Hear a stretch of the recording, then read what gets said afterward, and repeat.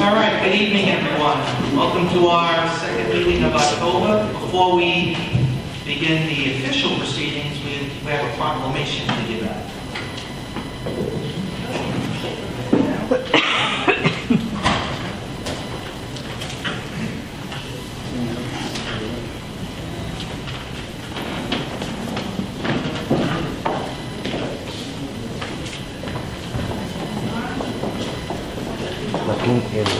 Los diputados va a presentar. Vaya y frente. Good evening. Is it on?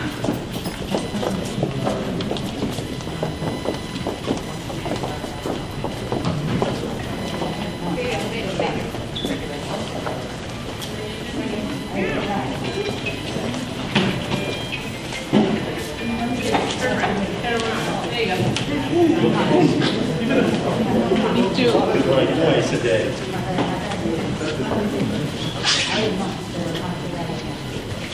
Good evening, everybody. Welcome to our meeting. Tonight, we're here to honor a long-standing organization in our community, Hermandad del Señor de los Milagros de LongBeachCOA, Waiver. So I'm going to read the proclamation, and you can correct me on my pronunciation.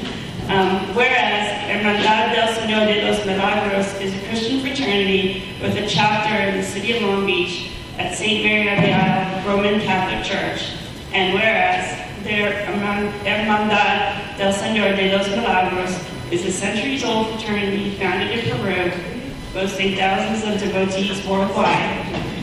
And whereas on October 24th, 2021, the Hermandad del Señor de los Milagros will celebrate its annual procession of the image of El Señor de los Milagros through the vicinity of their parish church. And whereas October is celebrated as Hispanic Heritage Month, and the city of Long Beach is proud of the contributions of the Latino community to our city. And now and therefore, the City Council and the City Manager of the City of Long Beach issued this proclamation in recognition of the cultural, fraternal, and charitable contributions of the Hermandad del Señor de los Milagros. Gracias.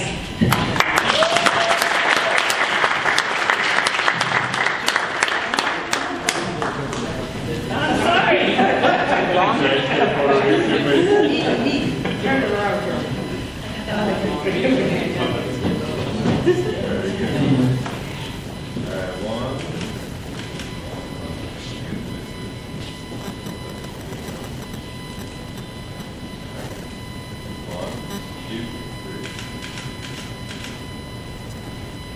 Thank you, everybody.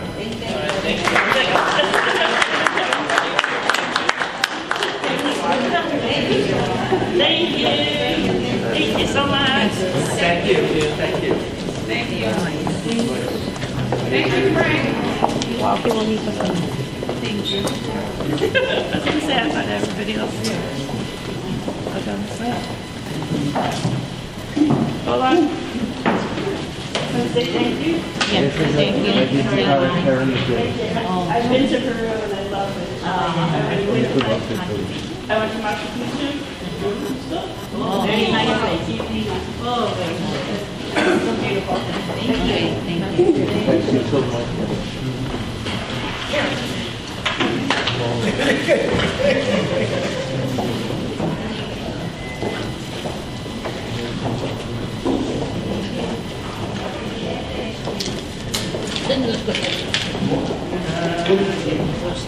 Good evening, and welcome to the regular meeting of the Council of the City of Long Beach, held Tuesday, October 19th, 2021, at 7 p.m. A roll call: Councilmember Doyle. Present. Councilmember Mandela. Present. Councilmember Treston. Here. Vice President McGinnis. Here. President Benda. Present. Let the record indicate the presence of City Manager Donna Gay and Corporation Secretary Rivers. Now a salute to the flag. Commissioner Walsh is all spiffy looking into the throne, so I'll ask him to lead us. Pledge allegiance to the flag of the United States of America, to the republic for which it stands, one nation, under God, indivisible, with liberty and justice for all.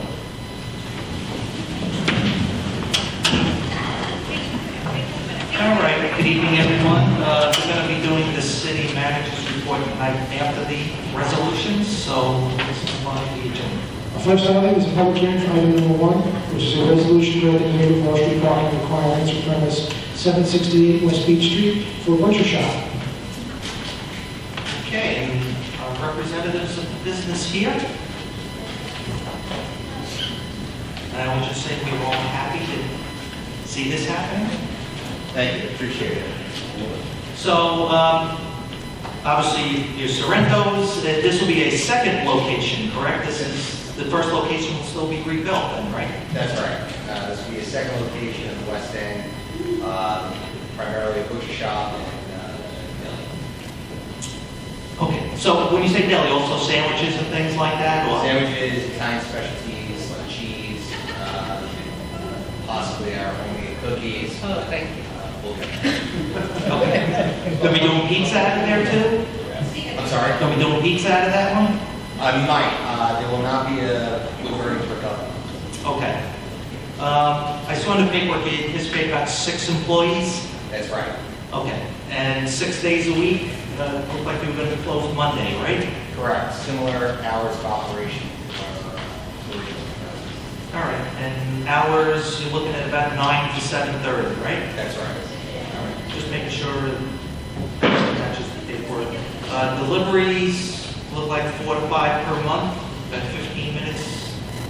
That's right. All right. Any questions from the council? All right. Any questions from the public? All right. Let's close the hearing, and since you're here, so we don't have to make your way around, we'll vote on it now. So item 1 is a resolution granting waiver for street parking requirements for premise 768 West Beech Street, Street 4 for a butcher shop. Would you just move the adoption of this item? I will. Second? I will. Voting, Councilmember Delory. Yes. Councilmember Mandela. Yes. Councilmember Trustin. Yes. Vice President McGinnis. Yes. President Bender. Looking forward to it, yes. Passed. All right. Good luck. Thank you, everybody. Okay, moving on to the calendar. Item 2 is a resolution to amend resolution number 11021. Okay. We're speaking. Nina, it's going to be you?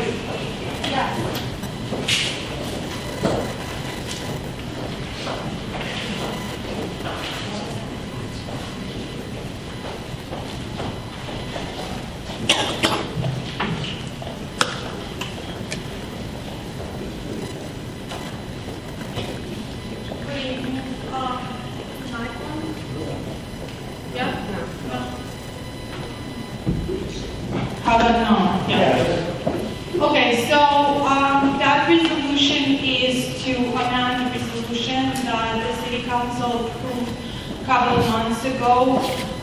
City is purchasing and financing through the lease 2 trucks, Tahoes, for the fire department.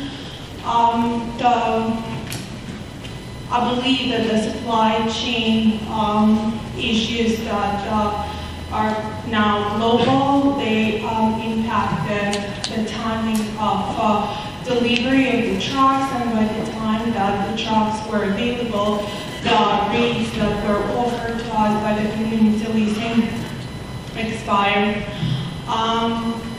Once they expired, we went back to the drawing board and actually tried with the other financing institutions to see there would be a better rate than what they had proposed as a new rate, but actually it was still, dealing with the community leasing still was the most logical way to go, and therefore you have here this new proposal. So it changed from the original one.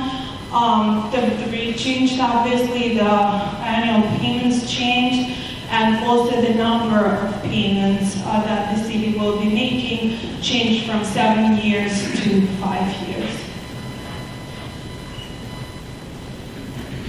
All right, just to clarify, even though we're going from 7 years to 5 years, we're still paying the same amount.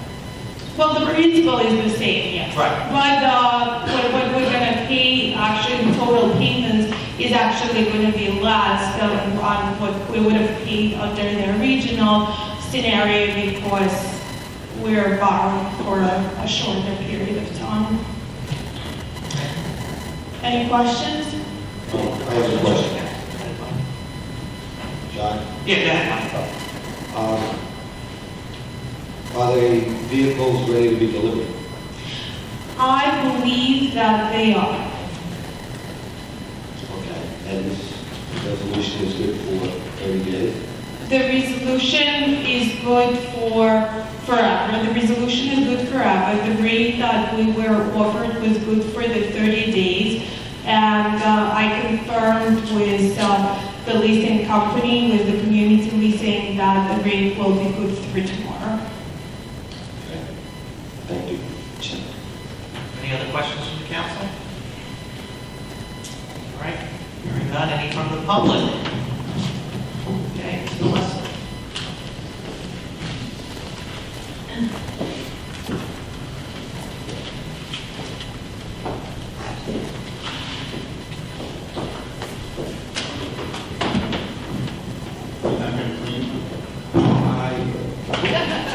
Next time.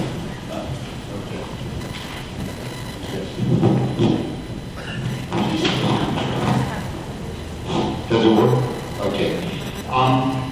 I guess back in July 6th, when we last brought this up, there were a lot of questions, and it's very confusing. It says back then it was commencing August 2022, and now it's commencing July 2022. What does that mean, commencing? Payments will not start until the Until July. But we're paying interest in the meantime on that money. interest accrues. The interest accrues, and the first payment is due in July. Yet it's a yearly payment, but we're not getting a year's worth of use of the money. Is that correct? What do you mean by the use of the money? In other words, we're past July. We're almost in November. So if we're paying starting in by July 2022, we're paying for a full year. We're paying the $25,000. I go with the question. Okay.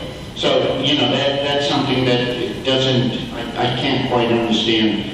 And as I understand, we ended up with a 5-year because we couldn't get the same rate, the 2.99 that we had for the 7-year. So we're paying more money, but not overall because we have less interest. I guess one of the biggest questions is it says funds are available in the account 3410 55509 54509. We have $50,000 in that account. Why would we borrow? Well, we're not borrowing. Yes, we are borrowing. We're paying money. We're paying interest on money when we have $50,000 of that $116,000 in the account. That's a question too. The other thing is these Tahoes normally go on the state rate for $44,000.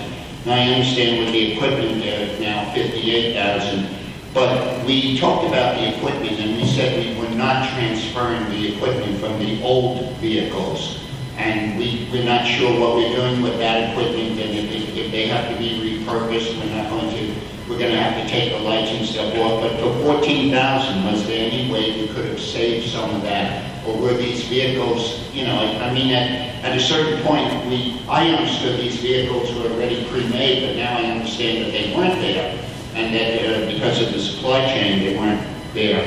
So that's, something that I don't understand. The other thing is Sam Pinto had come up, and he had said, why aren't we bonding the same way we do for the police vehicles? And at that point, Ms. Gayton had said, well, we're trying to get away from that bonding for those type of things unless it's building.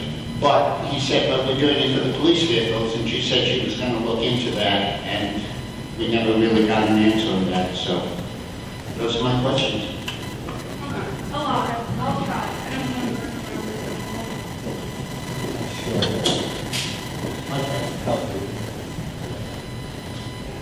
So the first question is said that we're not getting the year's worth of money. This is capital leases, so we are, we're gonna own these vehicles at the end. So that's not the way to look at it. It's not like you lease a vehicle where you're paying whatever monthly payments, or you, like in a regular consumer lease, right? You pay it, and the land goes back to the leasing company. That's not how it works. We're gonna have. You're basically financing it through the leasing. We are financing it through the leasing company, so that's how they offer to structure that lease. So they charge us interest even though we don't have the money. They're charging us a full year's interest even though we don't have the money yet. No, that's not how it works. That's the $25,000 we're paying in July. Right, but that's an annualized amount, right? So we are going to pay in July for the month for $116,000 that we are borrowing to pay for the 2 cars. That's what I said, but we're not getting that money in July.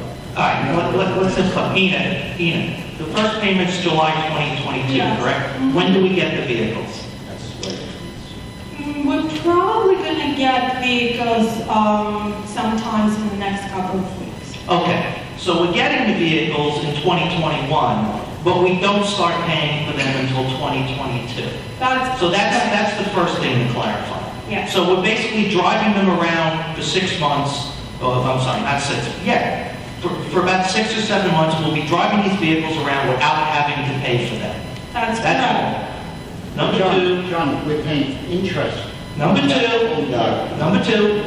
right, 3 minutes is up. Number two, we're paying less on this than the previous one.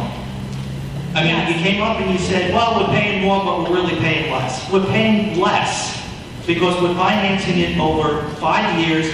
It's a slightly higher interest rate, but because it's financed for 2 less years, the taxpayers are saving money. This is a good thing.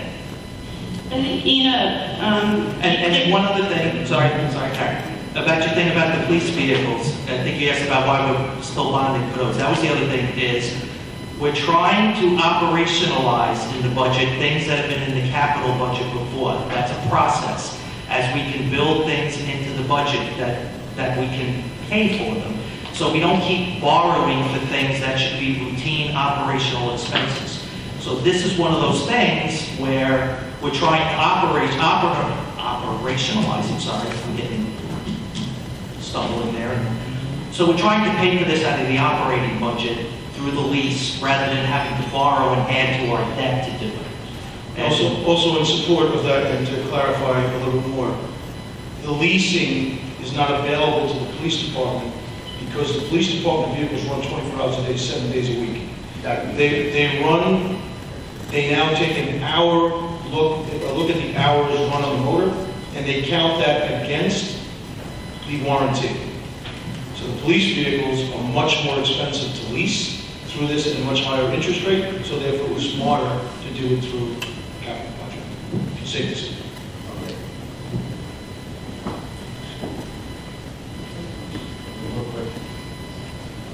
Okay, what about the equipment? The 14,000, we're also paying for the equipment, the lights and stuff? Yeah, I have some help here from Scott Cameron. Here with Don Control.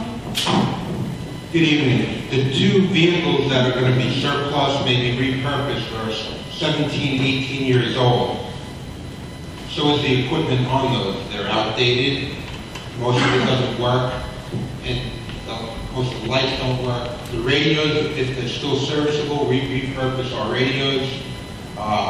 So we repurpose as much as we can. But a light bar on a vehicle that's 17 years old is very outdated, not the most technology, not the brightest, not even the safest. So that is new, but we repurpose as much as we can from these vehicles. Was any of this repurposed? Because my understanding was that none of this vehicle has any repurpose. It's all brand new equipment, everything. Well, the vehicles come in with new lights, new sirens, that's all out there. Like I said, we repurpose the radios that come out of it if they are serviceable and are still supported by the manufacturer, those get repurposed. Flashlights, fire equipment, that all gets repurposed. Really, it's the vehicle equipment that comes with the deal that we purchase the vehicles with, the lights, the sirens, but all the other equipment is moved from one car to the other. All the firefighting gear, fire extinguishers, tools, none of that comes with the new vehicle. That's all moved from the existing vehicle over. So, in other words, we didn't save any in this particular case. It's basically new stuff, 14,000 is basically new stuff. Right, that includes the lettering on the vehicle, that includes the console, any upfitting for the lights, interior lights, things that the vehicles need to have additional equipment to meet the needs of the fire department. All right. And now, yes, about the 50,000 in the account. Yes, we have $50,000 budgeted in the account, but we couldn't get better rates if we were to start paying for them. If we were to start paying for them now, so it makes more sense from the financial standpoint to get a lease that where the payments are starting in July or next fiscal year. So if we prepaid, in other words, we borrowed 116,000. If we gave them 50,000, we couldn't get a better deal. No, you would. That's, Yeah. that's. I don't know what time Look, this is, we're way past the 3 minutes. This is not the discussion forum. Okay. So we can stick around after the meeting and hash this out. I was just about to say that maybe, you could provide the council or the public with a primer on capital lease financing and the time value of money. Thank you. Okay, any other questions from the public? Okay, seeing none, let's move on to item 3. Item 3 is a resolution to schedule the first regular council meeting in November for Wednesday, November 3rd, 2021. All right, and that's just moving it because the next scheduled meeting would be on Election Day, and we don't want to do a city council meeting on Election Day, so we're going to move it to the day after. Any questions from the council members on that? And any questions from the public? All right, seeing none. On to the voting. Item 1 is voted on already. Item 2 is a resolution to amend Resolution 110 of 21. Introduce and move the adoption of this item. I will. Second. Voting. Councilmember Delory. Yes. Councilmember Mandela. Yes. Councilmember Tressa. Yes. Vice President McGinnis. Yes. President Bendo. Yes. And item 3 is a resolution to schedule the first regular council meeting in November for Wednesday, November 3rd, 2021. Introduce and move the adoption of this item. I will. Second. I will. Voting. Councilmember Delory. Yes. Councilmember Mandela. Yes. Councilmember Tressa. Yes. Vice President McGinnis. Yes. President Bendo. Yes. Okay, before we go on to close the meeting, go on to good welfare, we're going to do the city manager's report. Thank you. Good evening, everyone. The first item I wanted to say was this past Saturday, there was a cancer walk, and it was by 3 young ladies, or actually 3 sisters. I believe they were all less than 30 years old, and all 3 sisters at some point had cancer. So they had a walk called We Fight Like Girls Cancer Walk, and I was out there to support them and to show the support from the city. And then also on Saturday, the Long Beach High School had their Wall of Fame, and they honored all of the first responders from the city of Long Beach, and I want to say thank you. And myself and Councilmember Delory were there to see them get the award and have the plaque on the Wall of Fame. Tonight, my entire report will be done by presentations by different department heads, and they're going to talk about things that we have done over the last 18 months. And we're going to start with...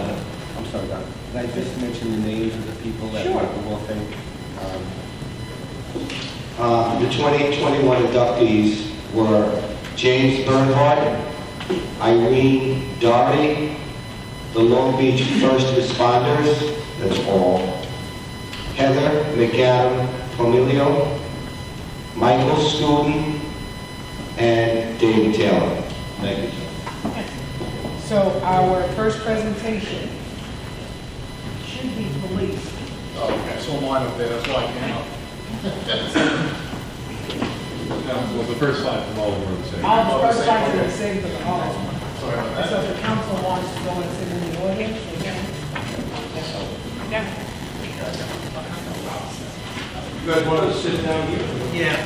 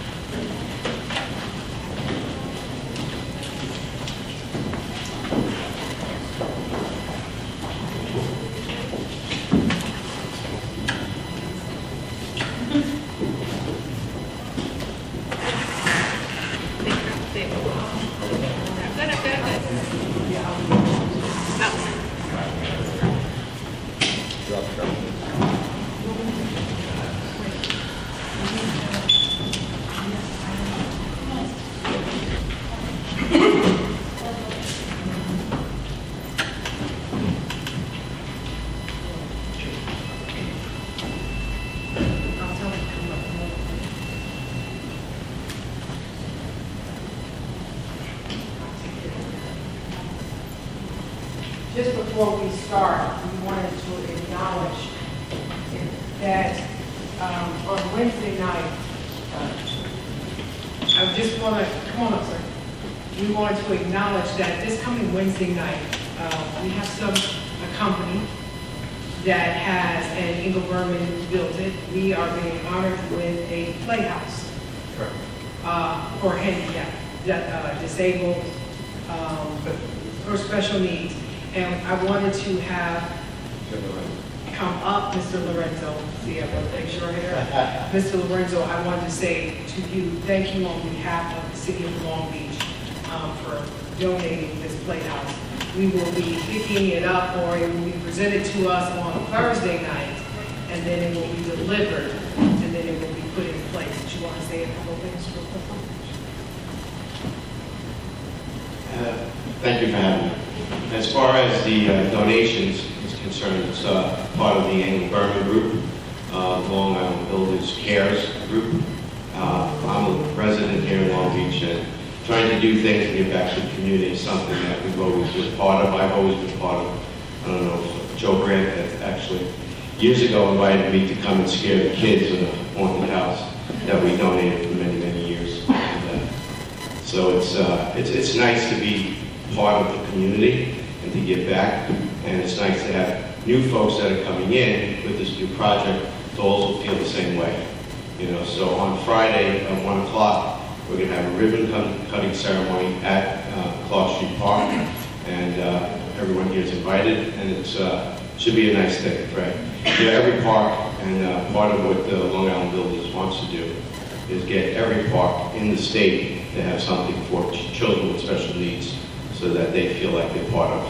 You know, anytime we produce an event and work with Joe, we make sure that we're completely ADA compliant, and it's, you know, it's just the right thing to do. So, thank you for having me, and have a great meeting.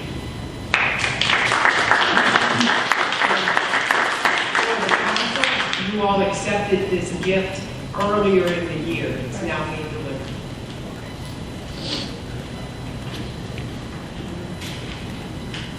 Good evening, everybody. Commissioner Police Ron Walsh.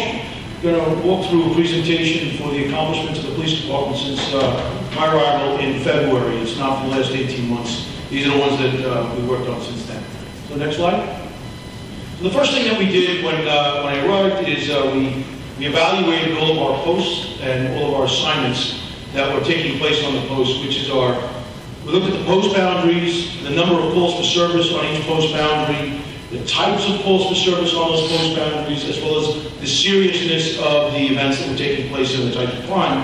And we decided that it would be best to realign the city so that the officers would be able to be more responsive, that more like type of crimes were taking place on particular posts, and then as the officers became more and more familiar, they would be able to actually deal with these situations on their posts more readily and with more familiarity.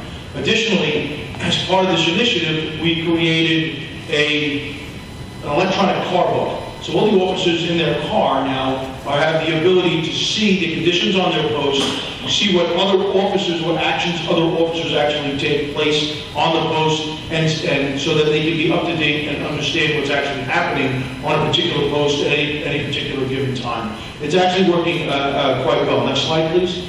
So it all leads into a data-driven, intelligence-led policing model. The first thing is real-time analysis. We look at our crimes and we look at our manpower as it's taking place to see where we are, what's actually happening in the city, and then adjust our approach to things as that's happening. We do things called directed patrols. Our directed patrols are where we actually tell officers to be in a particular place at a given time or do certain things throughout the day. We have community engagement directed patrols where we have officers that at least twice per tour have to walk through the Channel Park houses, have to visit a house of worship, things of this nature, have to address particular conditions that we've noticed, which then leads into our focused deterrence, which is in conjunction with the geographic policing model and the officers on their steady posts. We actually look at our crime data and when things are actually occurring. So in a way, you put a cop on a dot. You know that a crime is probably going to occur in this particular area at this particular time. We also use that, though, our focused deterrence for other things. For example, when I first got here, there was a lot of graffiti around the city, but we hadn't really taken any case reports because nobody complained about it. We did a survey of the entire city. We found every piece of graffiti that was out there, and we really haven't. That person hasn't been doing it as much. I hope because we were out there kind of finding where these things were happening and targeting and patrolling those locations where it was taking place. We're also doing the same thing with our homeless in this regard, where we have the CN Guidance and Counseling mobile recovery vehicle that comes down and works with our homeless people to give them psychological services as well as medical review and things of that nature. We also use it for the Ocean Beach Park over the summer, where we targeted our officers to write summonses for those violations that were habitually occurring and really try to reduce those things from happening. This year we wrote 1,650 summonses on the Ocean Beach Park alone, which is the highest number ever, and we're told that we had people were much more satisfied with that. We also used it for all licensed premises down in the West End and throughout the city. We use it for special events for that too, where we increased our enforcement efforts to make sure licensed premises were actually following the rules during Irish Day and things like that. And also, just in general, an increasing focus on quality of life conditions down in the West End, where we got a lot of very positive response from people who live down there and saw that the police were addressing those issues. Next slide, please. This slide shows our activity levels with regard to enforcement. The first one, you see the large graph there.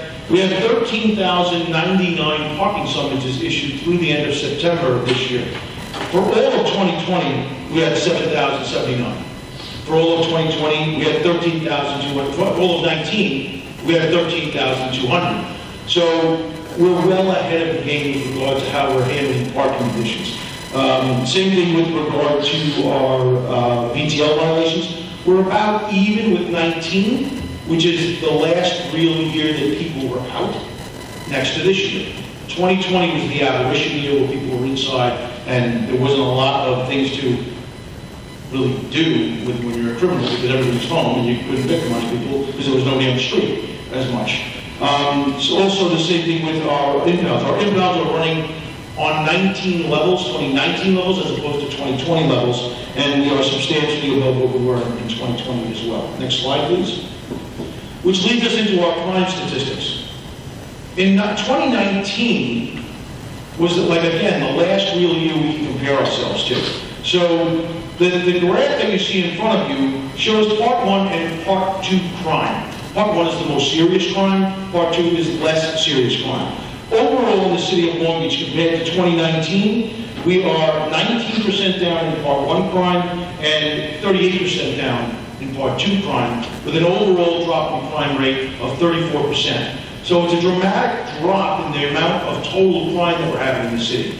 Now, I would like to try and keep it at 2020 levels, but the fact remains is as people come out and they're out and about and they're parking their cars and they're going to work and they're not working from home as much, it's a greater opportunity for people to commit crime, and we're going to see an increase. Our goal here is that it never reaches 19 levels again, which is what we're trying to do, which, by the way, was dramatically low from 18 and 17, which is when crime across the country is actually dropping. Next slide, please. So now I'm going to switch to the financial health of the police department.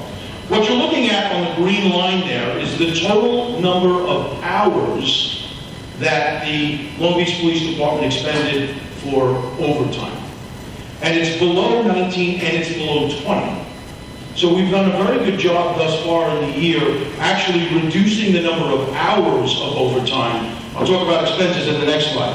We are 1,200 in essence hours under 2020 hours in 21, and we are 2,470 hours below 2019's hours. So we're more effectively managing the way our officers are utilized in the cars to try and curtail expenses. It also goes much along the lines of, we were budgeted for 68 members this year, which is 2 more than last year, and we replaced people as they left.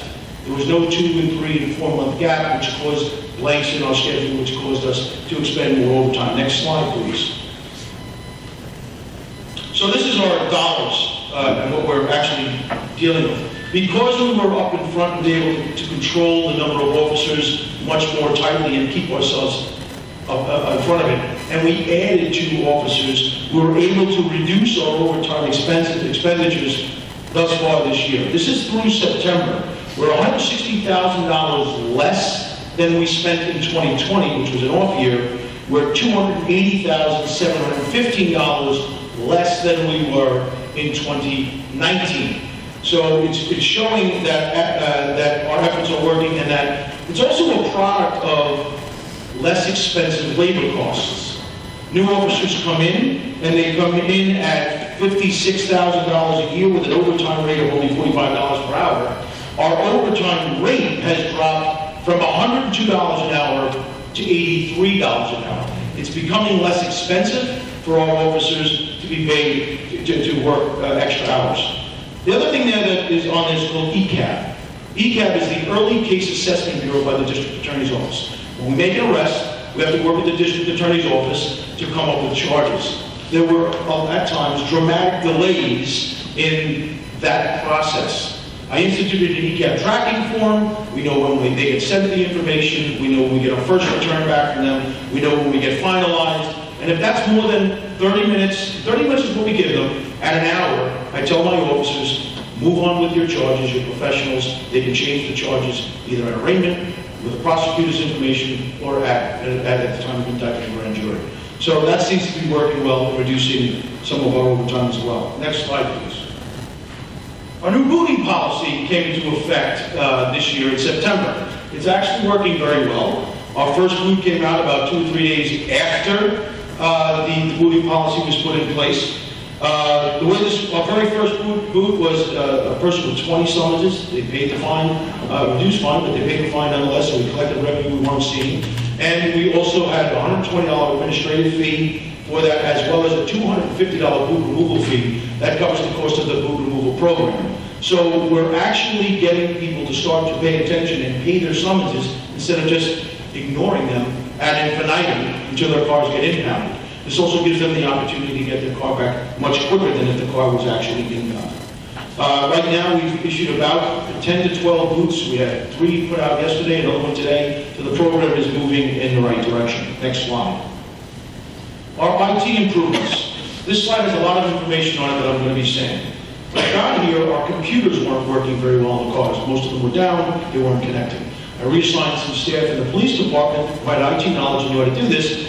All of the computers in our cars are now working. We have pilot programs working with 2 of our vendors for different modems in the car to give us more greater functionality. And look, you need the tools in the car to be able to go out and do effective police work. This is a major portion of what we do and what we need. We do have aging equipment, and in the 2022 capital project, we've addressed some of those issues. For now, we're actually doing quite well. The electronic car book I spoke about, but we also instituted an electronic activity report. Because of the disparity that we have actually in our offices and how the information is done, like we have handwritten parking tickets, we have parking tickets that are done by handhelds, we have computer-issued VTL substances, we have ones that are done by handheld. We needed to find a way to get all this information together and have accurate data. We instituted an electronic activity reporting that now gives us up-to-the-minute information on what our officers are doing, when they're doing it, and how it's taking place. We're using a tool called Microsoft Business Intelligence. What that tool actually is a Microsoft software product that attaches to all of our disparate inventory of software products, is able to scrape the data out and actually give us the ability to look at our overtime, literally as it's happening. We know how much our overtime we're spending, why is there a spike, why is this happening. We know our use of sick, vacation, our personal time, calls for service, the types of calls that we're experiencing. We're also able to look at how many of the direct patrols we have out there at any given time. Are the officers doing what they're supposed to be doing coming out of our RMS system? We're also looking now to kind of tailor that down into our RMS system. We're working with that vendor to get the data for crime statistics, so we have instantaneous look at that as well.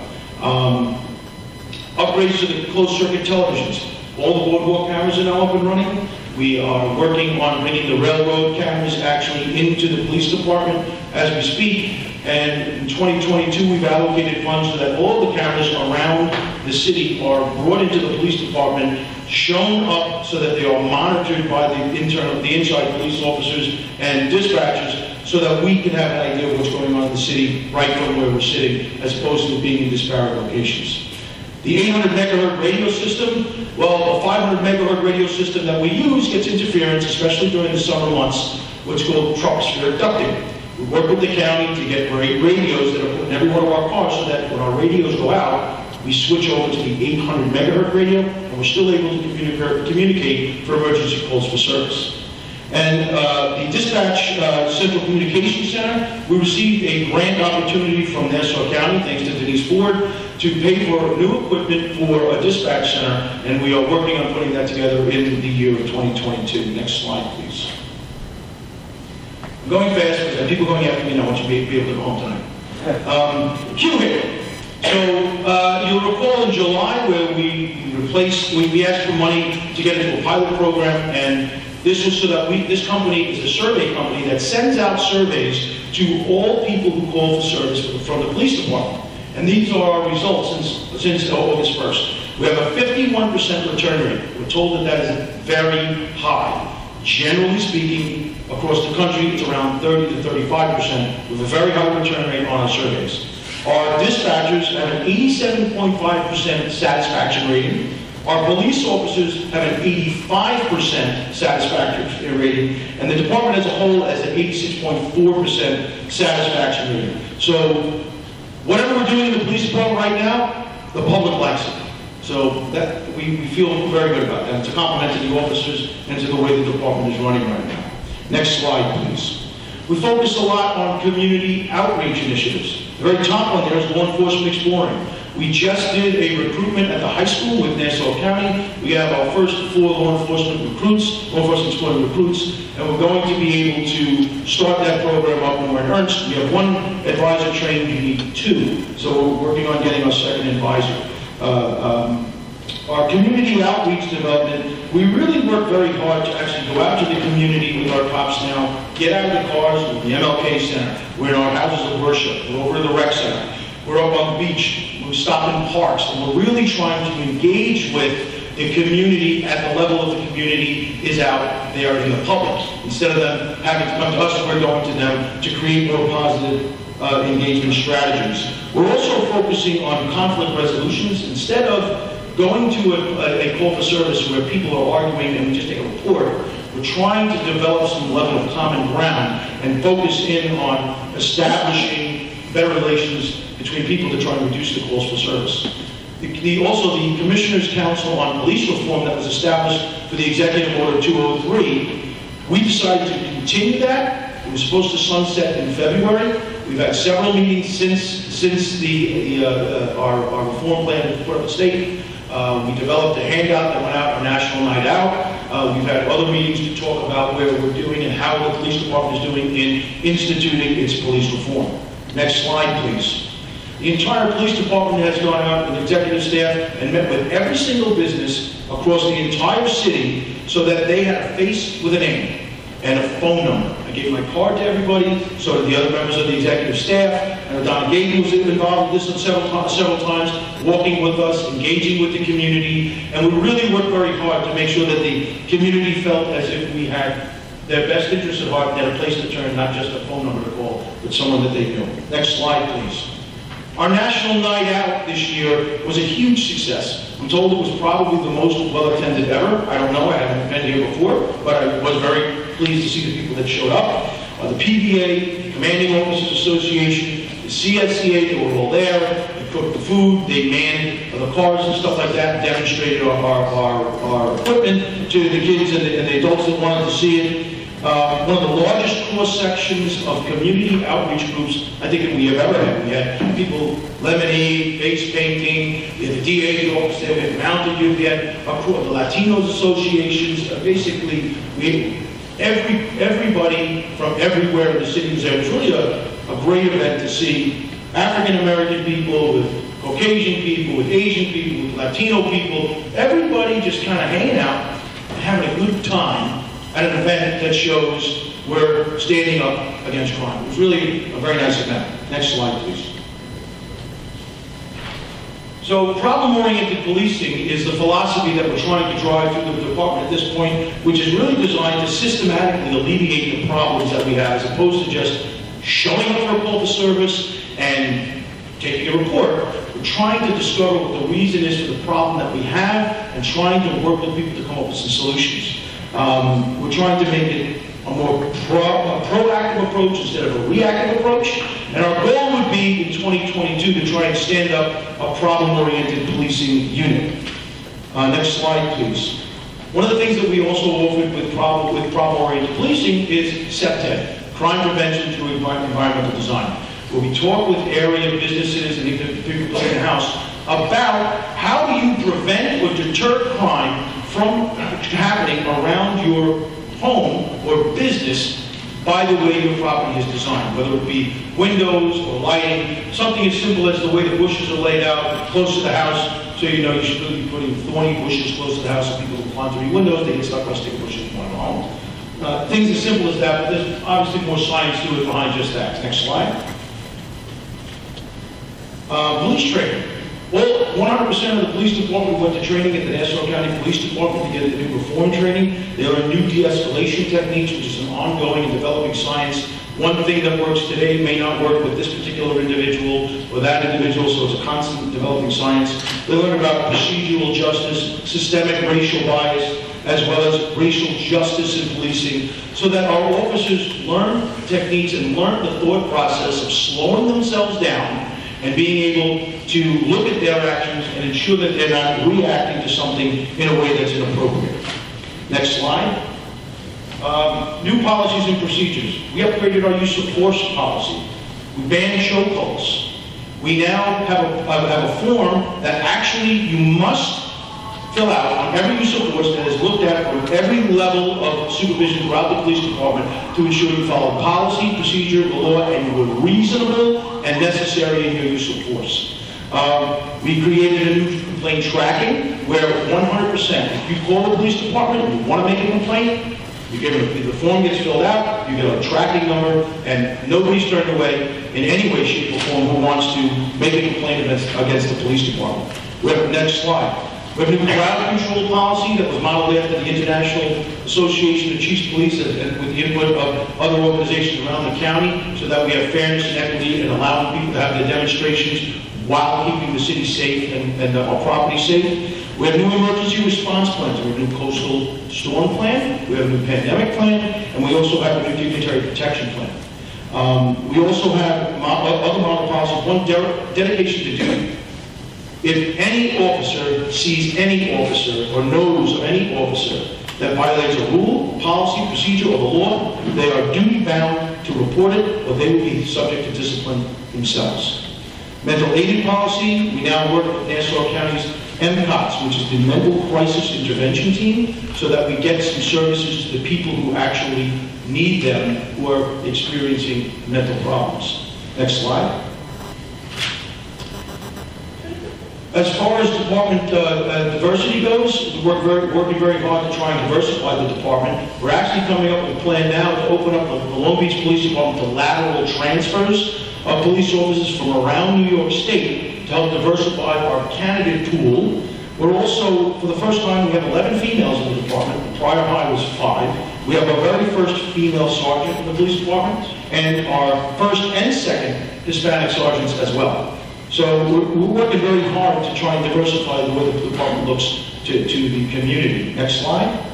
Our last slide here is, in order to have a police department that functions well, you have to make sure that you're taking care of the mental health and the health of your officers. We hired a brand new department surgeon who's very well received by the members of the department, doing a great job. We're developing, in coordination with our local clergy and a state organization, a new chaplaincy program for the entire city. Not only for the police officers when they experience crisis, but also for the community. We're trying to be able to have a chaplaincy program that can go out into the community, that works in the crisis, before, during, and after crises, to make it a more smooth life, if you will, when bad things happen. This kind of concludes my presentation. If there are any questions, I would be more than happy to ask. Sorry I went so fast. Anybody have any questions? Thank you very much.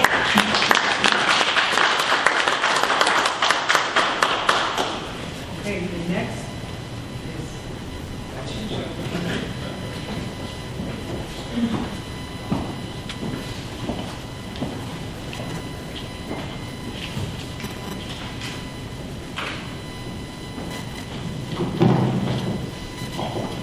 is, good evening, everybody. I'm Joe Felicio. I'm the Commissioner of Public Works.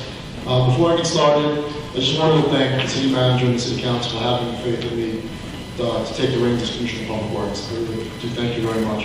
And I also want to commend the City Manager and the City Council, because all the projects I'm going to discuss tonight were all done under your tenure and guidance. So, good job, and thank you for working with me to get them done.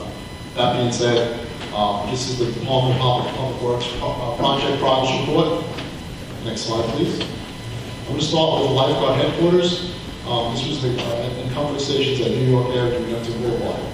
The intent was to replace structures that were destroyed as a result of Hurricane Sandy. On the left, you see our old lifeguard headquarters. That is now somewhere at the bottom of the Atlantic Ocean, unfortunately. Our new one is on the right there. The project was done by construction consultants on Long Island. The price was $3,268,000. Next slide, please. This is a continuation of the lifeguard headquarters project. These are the comfort stations at Neptune and New York Avenue. Neptune is on the left on the bottom, the new one. On the right is the new one at New York Avenue. And you can see on the top left, it's hard to see, but that was the destruction that was caused by Superstorm Sandy. Next slide, please. Boyd Street reconstruction. The scope of this work included complete reconstruction, including new sanitary sewers, water mains, storm drains, curb, sidewalks, concrete gutters, asphalt composite road, and lighting. On the left is a before photo of Boyd Street. It was probably one of arguably the worst streets in Long Beach. The after photo is on the right. Just to note that this was designed in-house by my staff, and the work was done by Thomas Development Contract Report at a cost of $888,660. Next slide, please. The Long Island Railroad / City Parking Garage. The scope was to remove and replace support angles, repair joints and cracks, apply application of epoxy surface, striping, and replacement of the fire suppression system. Anybody who remembers driving up on that parking garage remembers that the slabs would rock back and forth. That is now repaired. On the left is a photo of the old parking garage. On the right is a picture of a photo of how it works today.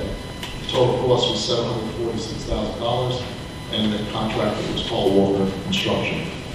Next slide, please. Edwards Rehabilitation, south of Park to the Boardwalk. The scope was the installation of new storm sewer collection system, curbs, sidewalks, expanded set of walls, traffic bike lanes, ADA ramps, and crosswalks. On the left, you see a before picture of what Edwards previously looked like. There was no drainage system on the road at all. We installed a complete subsurface drainage system, and on the right is what it looks like today. I'm proud to report that we've had several significant rainstorms, not a drop of water on that street anymore. So it came out really great. The contractor was Allen Industries. Total cost was $2,066,000. This was actually funded partially through the New York State Department of Transportation grant. Next slide, please. The North Shore Bulkhead Project. The scope of this project was to replace deteriorated seat bulkhead with new fiberglass reinforced plastic bulkhead.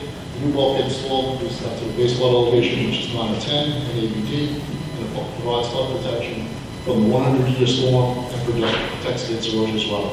The three photos there are from each portion of the project.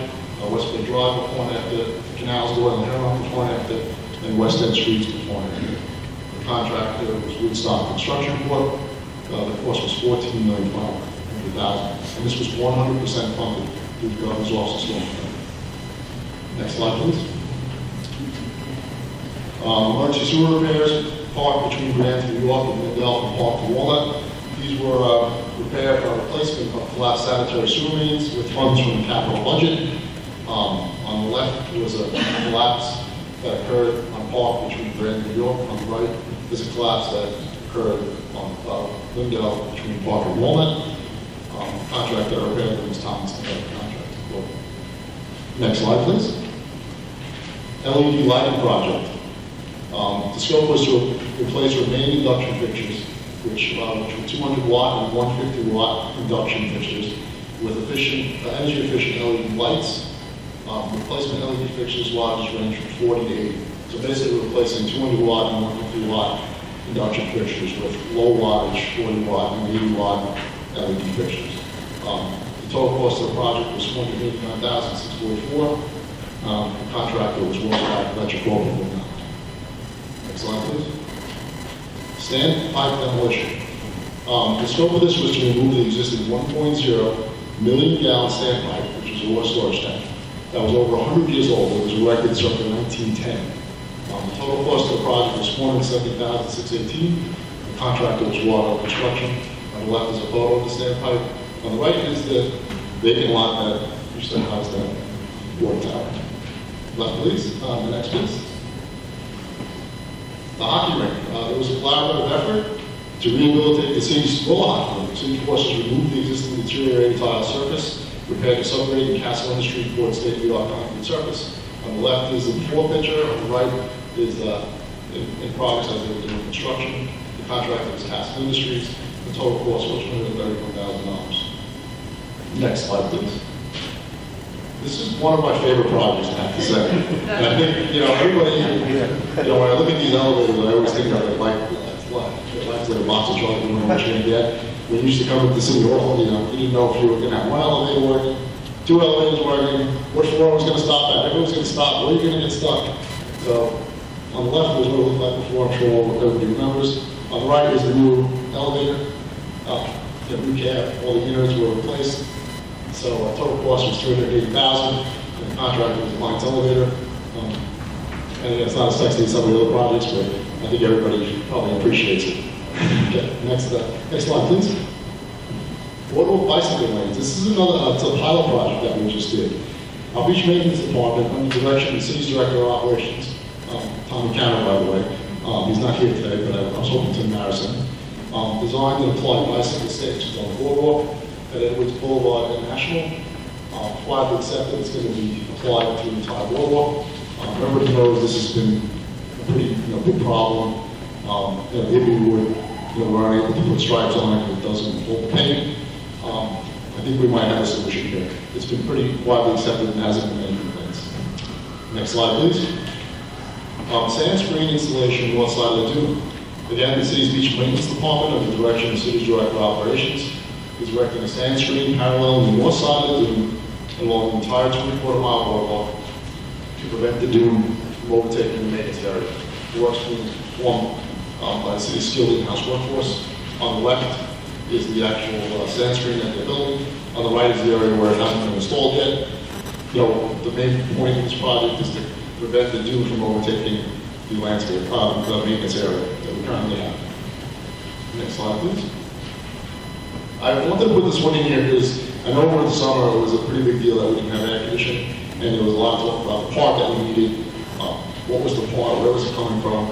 I thought it was important to show a picture of the part, the $98,000 part that was actually installed. You can see it's quite large. Came from Wisconsin, and it was custom. So again, the total cost was $98,000, and the contract was carried. Next slide, please. I'm not going to get into all the overlays, but we do an annual asphalt overlay program.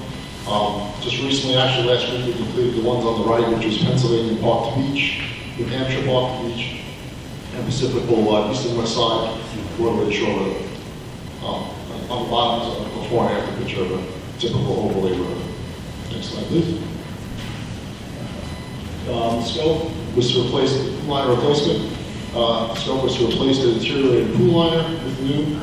We repaired the bulk out from the wall, and it was a collaborative effort with city personnel and painting facilities, pool gutters, and detail.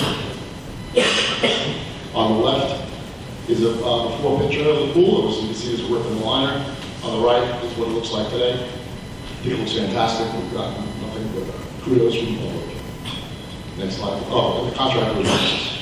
I'm just going to take a quick drink before I go to the next portion.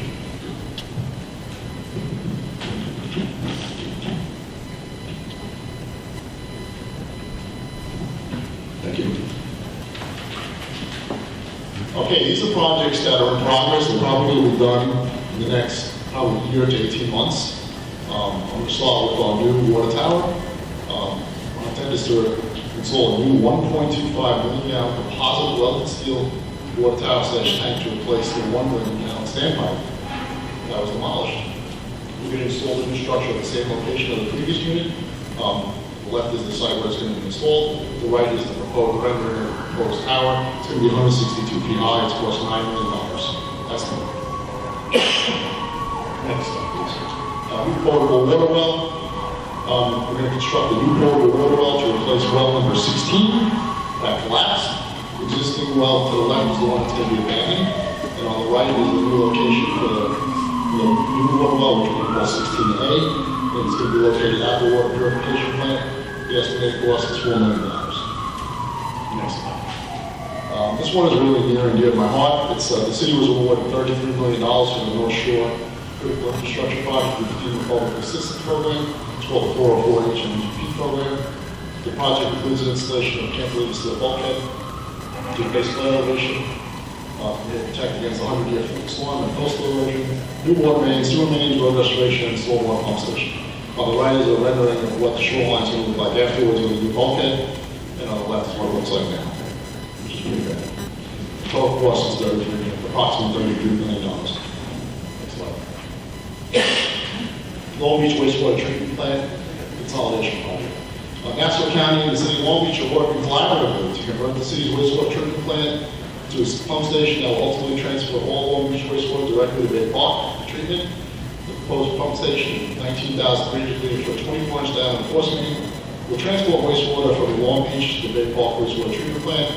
The project comprised of two components: the force main construction, which is on the left, which shows the basic route, which is going to go through the Hassets across this channel, and on the right is the location of the pump station conversion, which is the bottom left of the right picture. All projects are 100% designed and ready to be bid. Construction scheduled to be completed by September 2024. The project costs approximately $100 million. This is one of the most important regional environmental beneficial projects we have to take in the area. Next slide, please. Ice and hazard mitigation. The scope of the work is to dry flood-proof the exterior of the building, replace the front entry and the windows, repair this wall of the building, install stop lock system to meet the flooding in all entrances. The total cost is $912,500. The contract is Premier Builders, and they're working on this project as we speak. Next slide, please. City Hall facade rehabilitation. The scope is repointing, replacement, window replacement, repair cracks. Construction is scheduled to commence March 1st, 2022. In February 2022, we're going to be erecting scaffolding around the entire building, a sidewalk bridge that is. And that's going to be done in February 2022. The total cost is $689,550. The contractor is Related Services, Inc. Next slide. Drainage improvements includes drainage improvements on National Boulevard south of Park, the intersection of Riverside and Pine, and Park between New York and Nevada. On the left is National Boulevard before, the right is a plan drawing showing the proposed improvements. It's essentially going to mirror Edwards Boulevard. The contract, J.R. Cruz. Enclosure of open air basins at the wastewater treatment, at the water treatment plant. The open air basin shown are utilized as part of the treatment process at the plant. Allen is added as a block to cause iron particles to settle in open air basins. Unfortunately, the basin is less than 100 feet from the adjacent road, leaving them vulnerable to damage. The enclosure will protect the city's water supply. The left is what the current plant looks like. And on the right is the proposed enclosure. The cost is $997,000. Contractor is Hardware Industries. City Council Chamber Rehabilitation. I know everybody loves these beautiful wooden chairs and benches because they're so comfortable. But we do have a plan to remodel this area. We want to put new ceiling, new floors, new seating, and upgrade visual and audio systems. So of course, approximately $300,000. Next slide. Ice arena roof. We have funds in the capital budget to rehabilitate the ice arena roof. We're going to repair and recoat the roof, replace all gutters and heaters. Total estimated cost is $500,000, and the funding is in the capital budget.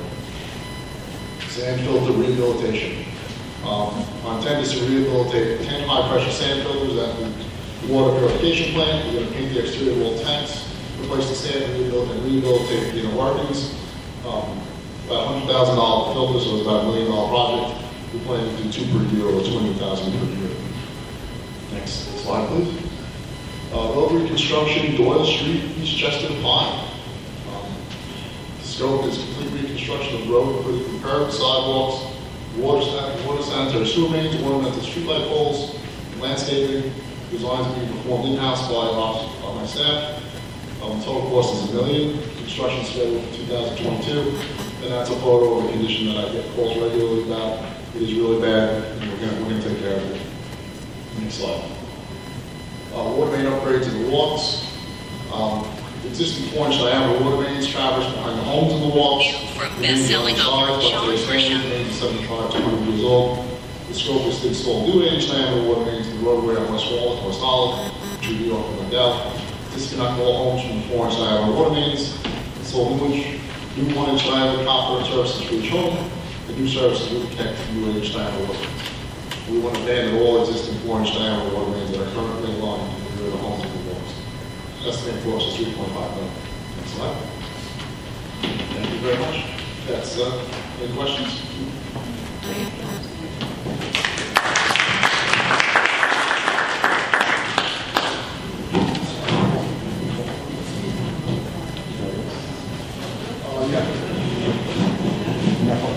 Yeah, I don't know how we discussed earlier, which is really fantastic news. One of the slides I put up was the North Shore Critical Infrastructure Protection Project, which was approximately $33 million project. Well, the project was almost recently derailed because Facilita, the general contractor, basically said they could pull their bid price and they wanted an additional $5 million. So that would bring the price down to the project for $38 million. So we reached out to FEMA and Dishes. And we found out today that they were going to revise the DCA, or maybe eligible to $40 million. So, we're a little bit surprised, which is great.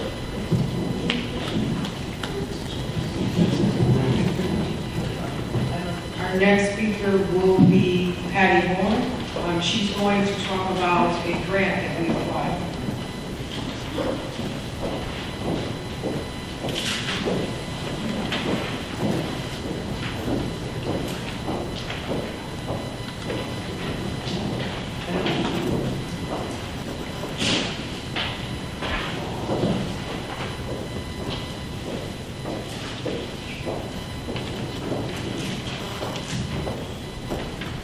Good evening, everyone.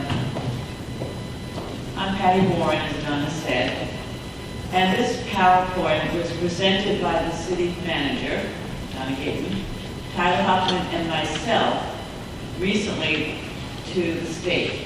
And first I'd like to thank the city council and our city manager for their support for the expansion of economic development opportunities. We have a lot of potential to expand what we're doing to support the city and make the downtown more viable. So this was a program called Downtown Revitalization Initiative, which is a program of the New York State Empire State Development. The Long Island office is where we did our submission. So we applied a couple of months ago, according to the requirements, and I'll be talking a little bit about what we're supposed to do in a minute. And we were thrilled to be selected to make an actual presentation. It meant that of the X number, they couldn't tell us, the X number of proposals that were submitted to them, they selected Long Beach as one of the ones they wanted to hear more of. So we had a Zoom call with people on the committee. They're volunteers who are leaders on Long Island in the development community. And it was a very good meeting, and that's how come we put together this report. So it's not a report about what my department's doing, it's a report about what the city is doing to support economic development and some exciting ideas for the future. And may we have the next slide? Thank you. Sorry, I'm so slippery tonight. So the next slide is the next one should be about what makes. I think the one before Dave.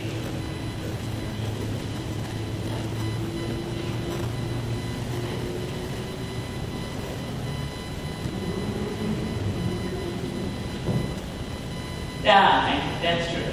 So I think all of us and everyone who are listening in tonight knows that Long Beach is a very special place. But we just did share some of the reasons why we think our city is very special. We're sharing ideas that relate to the guidelines, because there were like 10 guidelines we had to respond to. So these are things that responded to their guidelines, the state's guidelines. But the same guidelines for all of New York State. We're highly compact and walkable, of course. We have a vibrant year-round regional destination.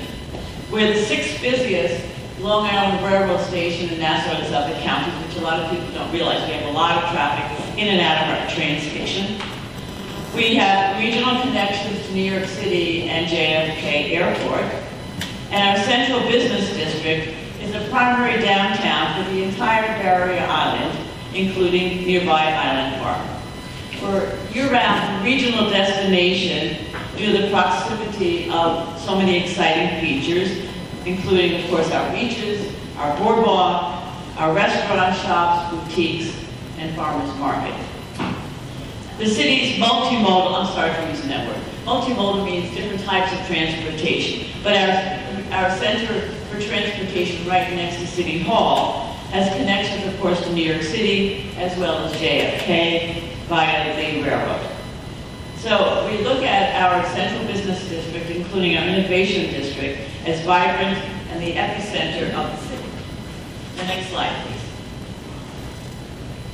So here's our short and succinct vision. It's to enhance the central business district by expanding the city's Complete Streets initiative, encouraging smart development, and supporting existing and new businesses. Next slide, please.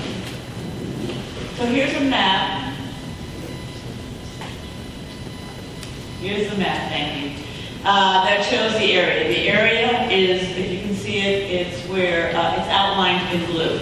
So it includes the area from Long Beach Boulevard going west to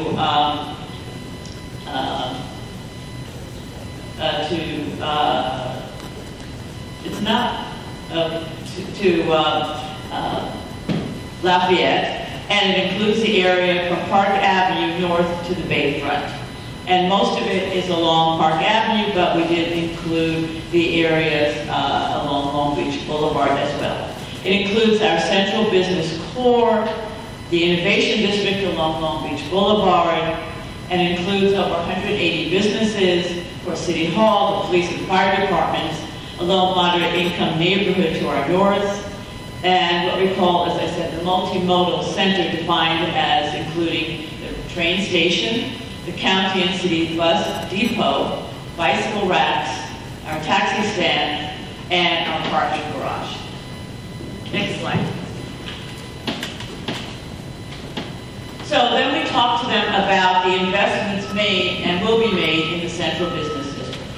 From the private side, private investment, not city investment, we have Bridgeworks, which many of you probably know, which is a co-working center, very adaptable on Long Beach Boulevard, and quite unique. It's different than most centers.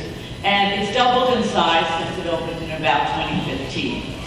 We have what's called a new light manufacturing facility, the brewery called Bright Eye Brewery on Park Avenue, which does both wholesale and retail sales of beer. They make the beer there and they sell it to the public and also sell it to people who take it away to other facilities.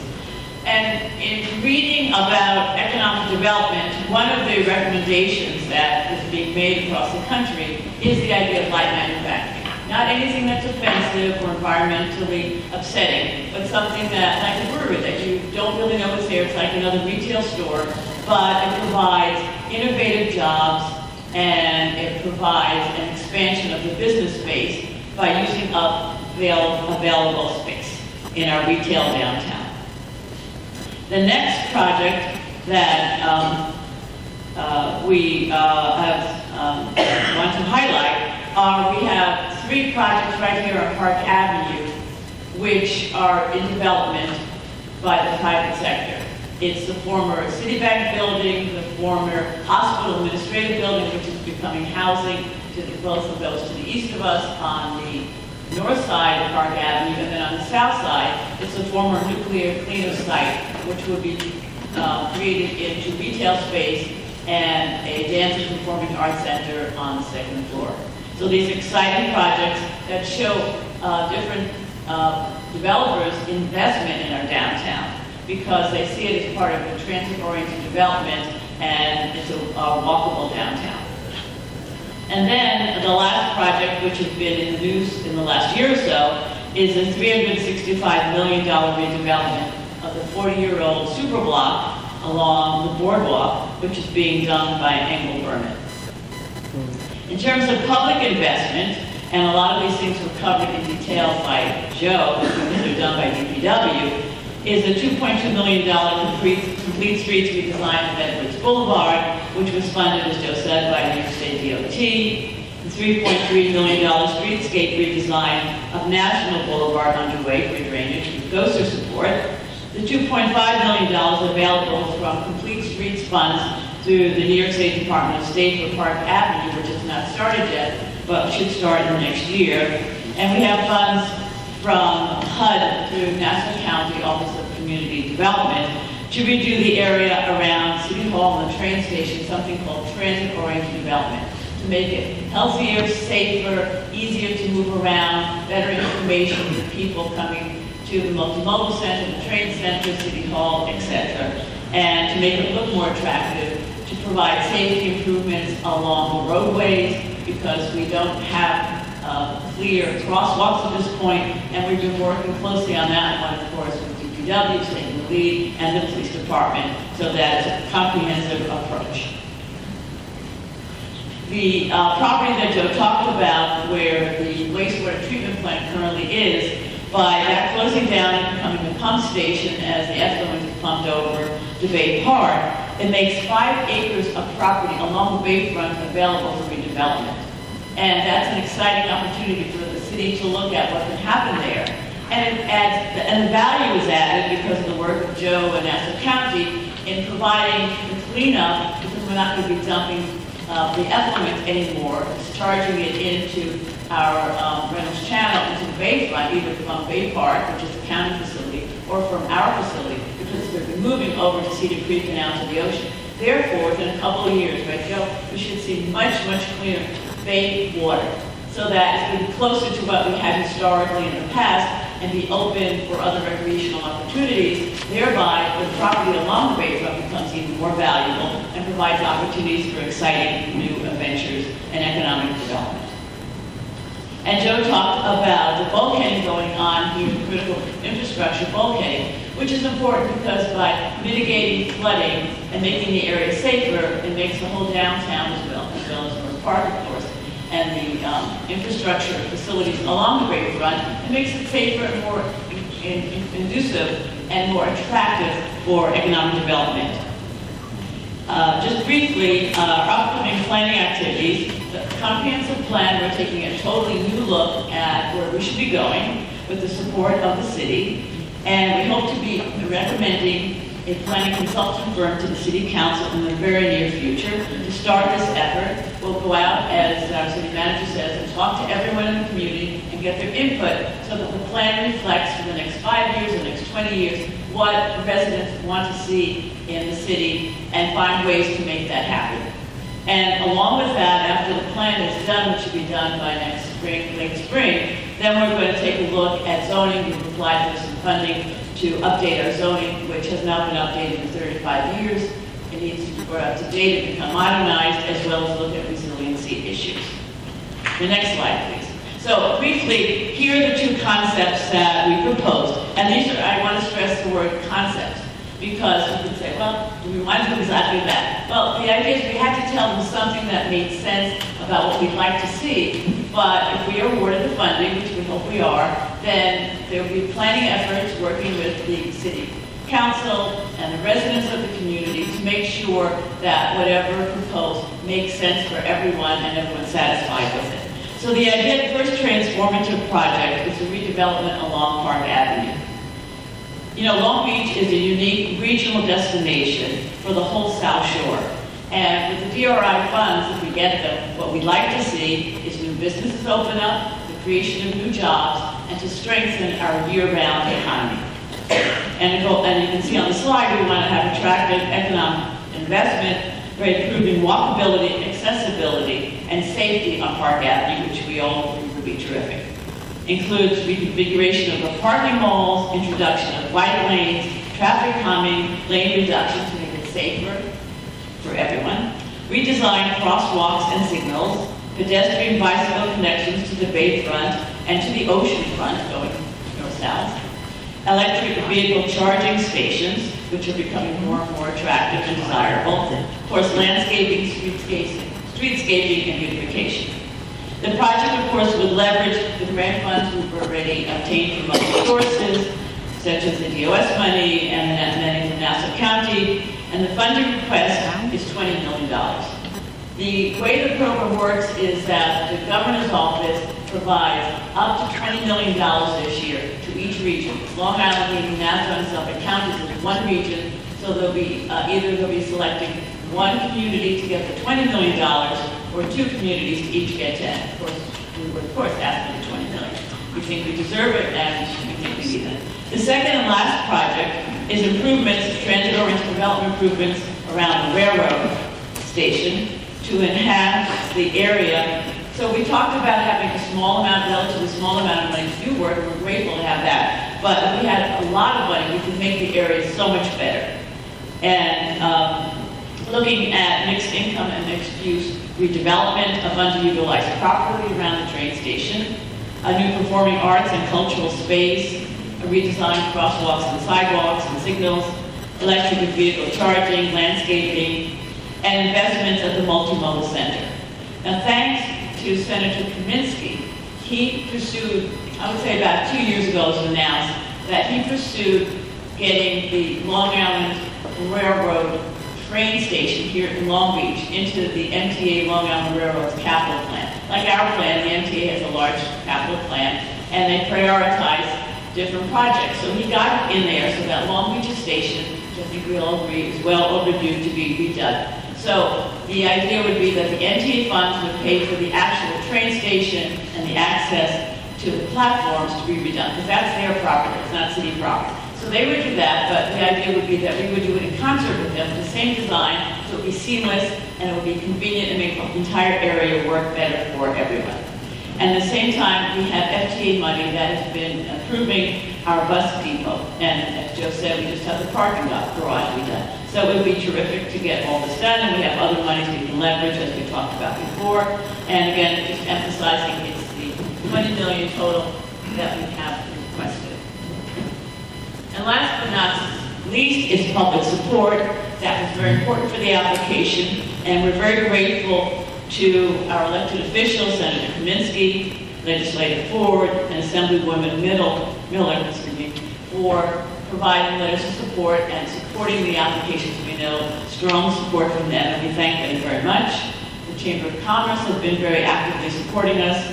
Concerned Citizens of North Park has been supporting it, and we've also talked to civic groups and residents and thank them for their support and their ideas.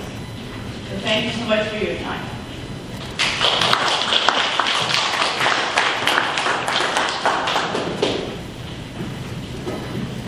Thank you, Patty. What the purpose of this was to let you know, the first two presenters talked about different grants that we have received. This is how we go about getting grants, and this $20 million grant proposal, we are part of the finalists. Our last presenter is Ina, resident, our comptroller.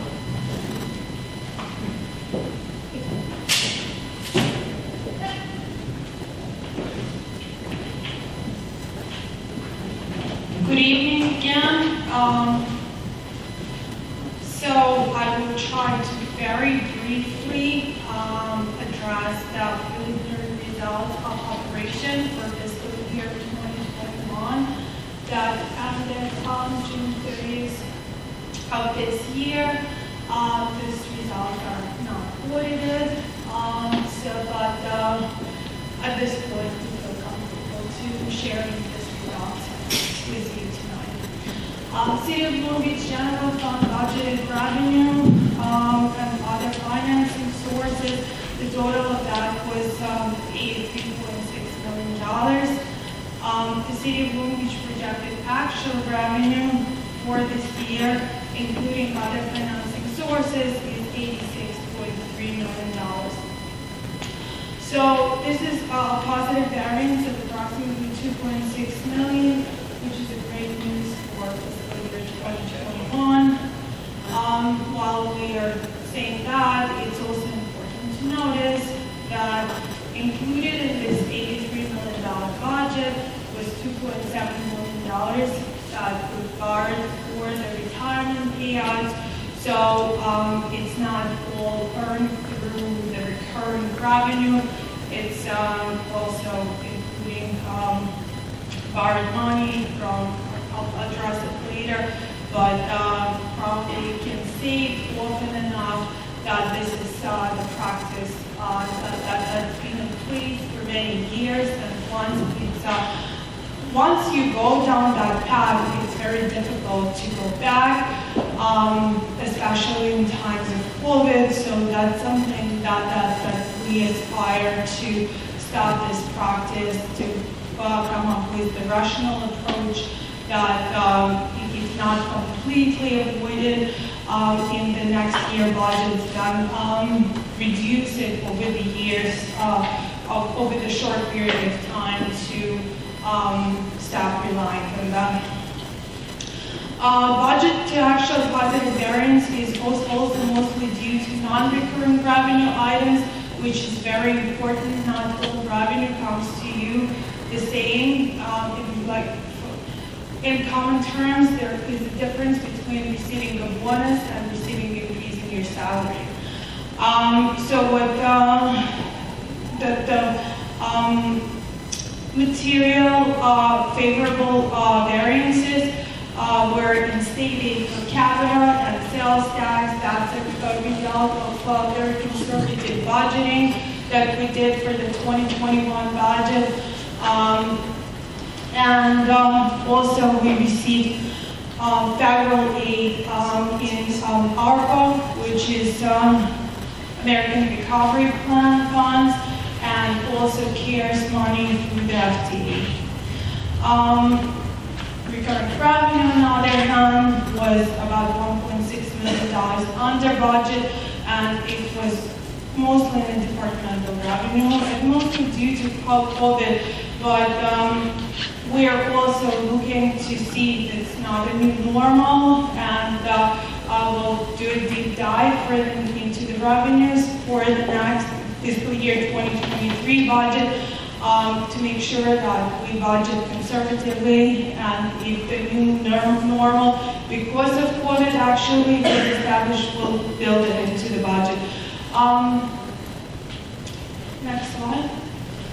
Thank you. So this is just an example of how revenue, actual revenue came under the budgeted revenue, just several departments, several revenue categories that experienced the most material negative variances. Ambulance charges, we got $200,000, over $200,000 less than was budgeted, and you would think that was COVID, it's counterintuitive, right? But people actually were very reluctant to be going to the hospitals, and the volume of the calls and the revenue both went down. I think other categories are pretty much self-explanatory. People are not using public transportation. We couldn't really, this fiscal year actually has a couple of summers in it.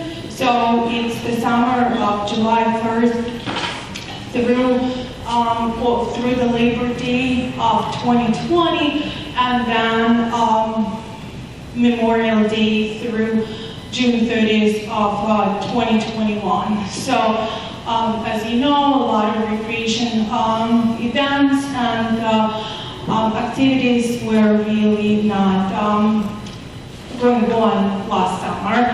But last summer, I mean, it's fiscal year, but it's summer of 2020, which is our fiscal year 2021. Next page, please.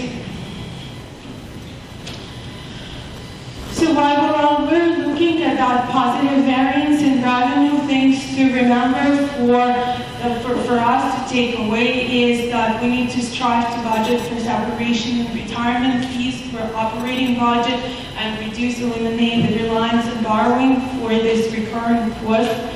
Evaluate all recurring revenue categories for next fiscal year budget to ensure that estimates are realistic and that recurring expenditures are covered by recurring revenues, and plan for the long-term fiscal stability and structural budget balancing. Next slide, please. Okay, after revenues come expenses, or before revenues come expenses, they go together. So City of Long Beach General Fund budgeted expenses and other financing uses for fiscal year 2021 were $83,256,837.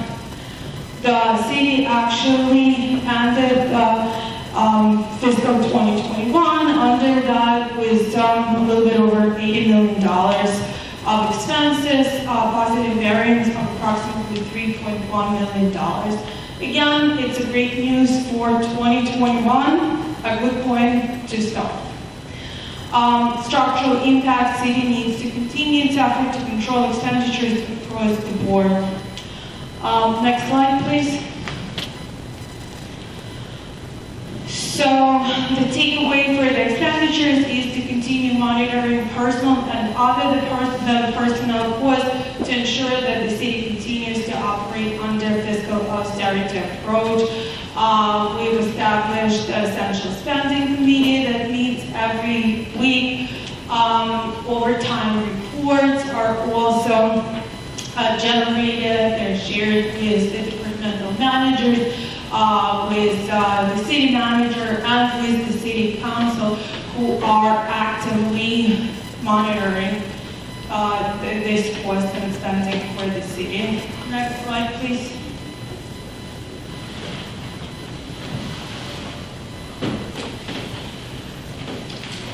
So once you take expenditures out of the revenues, you get to the net change in the fund balance. Based on the preliminary reports provided by my office, our fund balance had increased by about $6 million, a little over $6 million compared to what was budgeted about $374,900 in a fiscal year 2021 budget. This is the result of actual revenues being over budgeted revenues by $2.6 million and actual expenditures under budgeted expenditures by $3.1 million. City budgeted to use approximately $4.7 million of that fund balance in fiscal year 2022 budget. Next slide. Okay.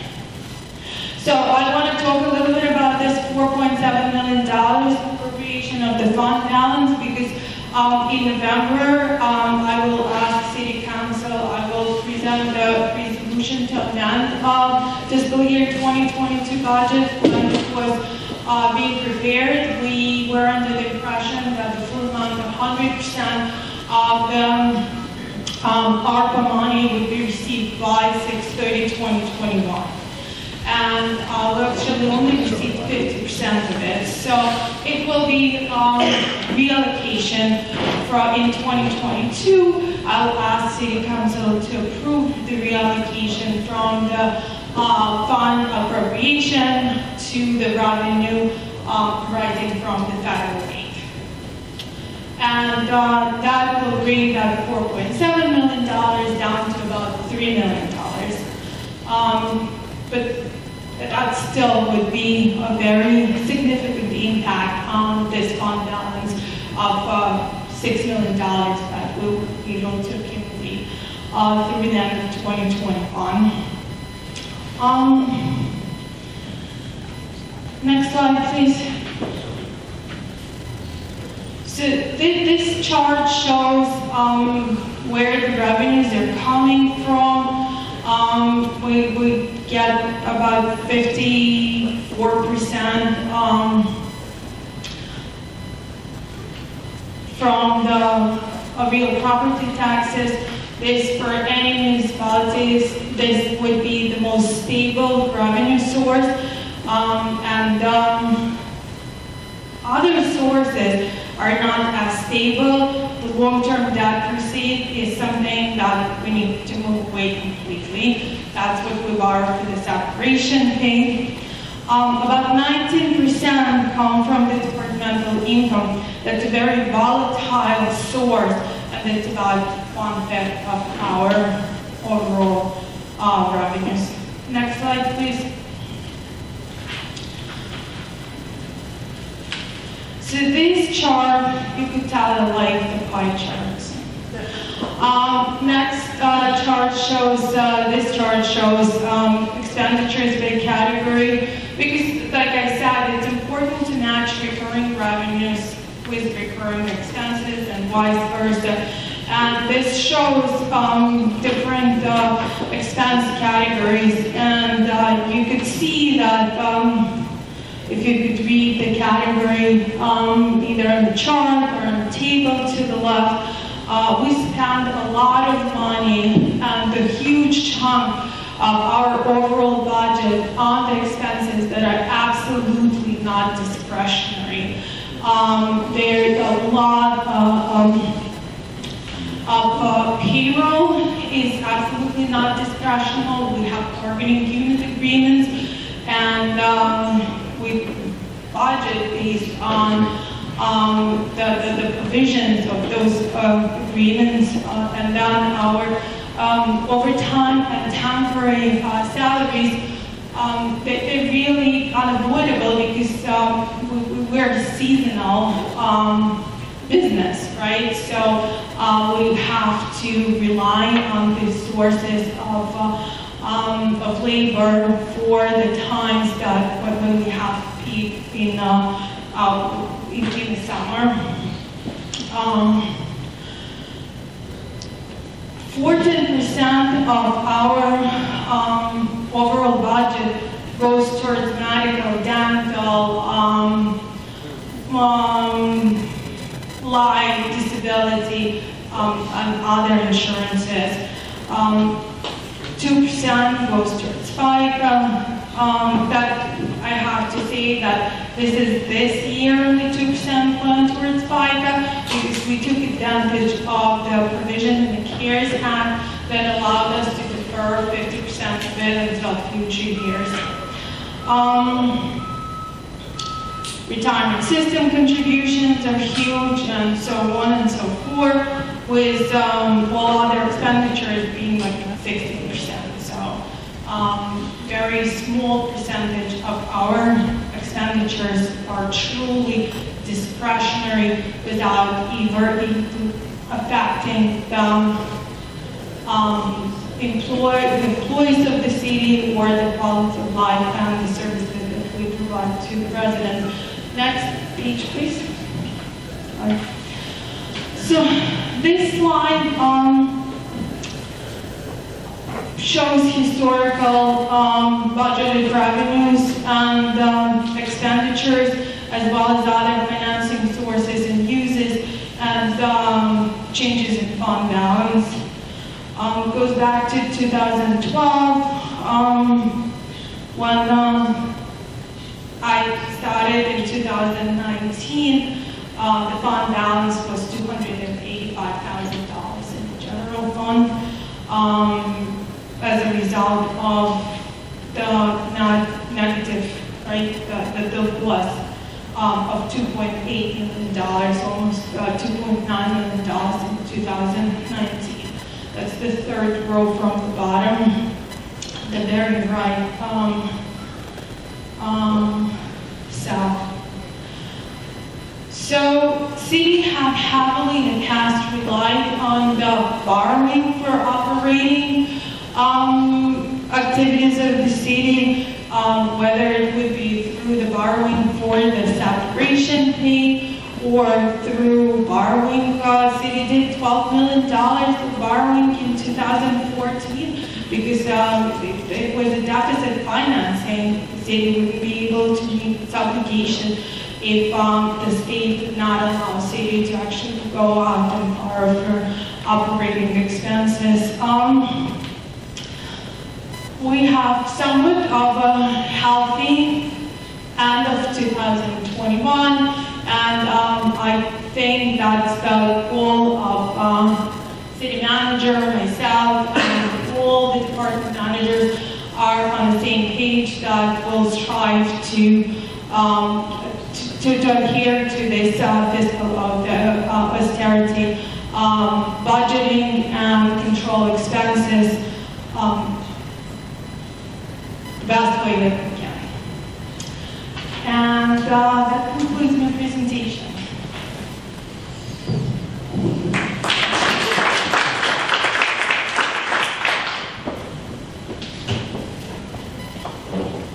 That concludes the manager's report.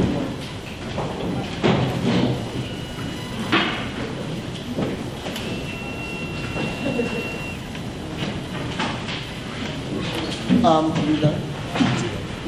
No.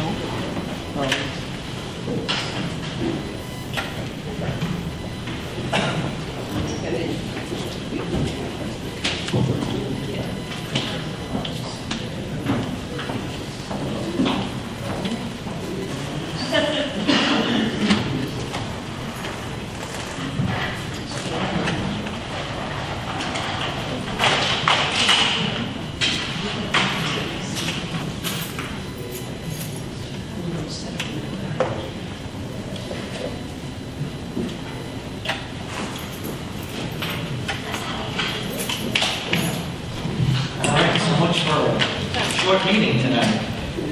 Just so that everybody knows, the PowerPoint presentations will be on the agenda, on the website tomorrow. Make a motion to close the meeting. Me. Second? I will. Voting, Councilmember Woodard. Yes. Councilmember Mandela. Yes. Councilmember Trastan. Yes. Vice President McGinnis. Yes, and thank you for an amazing city manager's report. That was excellent, and it really shows you that the city is really It's really the staff that makes the city run. And so let's all remember that. Thanks. Thank you. Thank you. Councilor Conrad. Yes. All right, now he's getting set up for good welfare. I guess I didn't expect all that either, but I guess I hope the takeaway everyone's got from that, those of you that stuck around for the whole thing, is that there is a lot of stuff going on, a lot. You know, we're addressing the long-ignored infrastructure. We're taking strides to get us back on a good fiscal path. We're looking ahead with economic development, and we're bringing our police into the 21st century. So there's a lot going on. So just in case everyone knows, 3 minutes for good welfare, and first up is Mr. Paganini.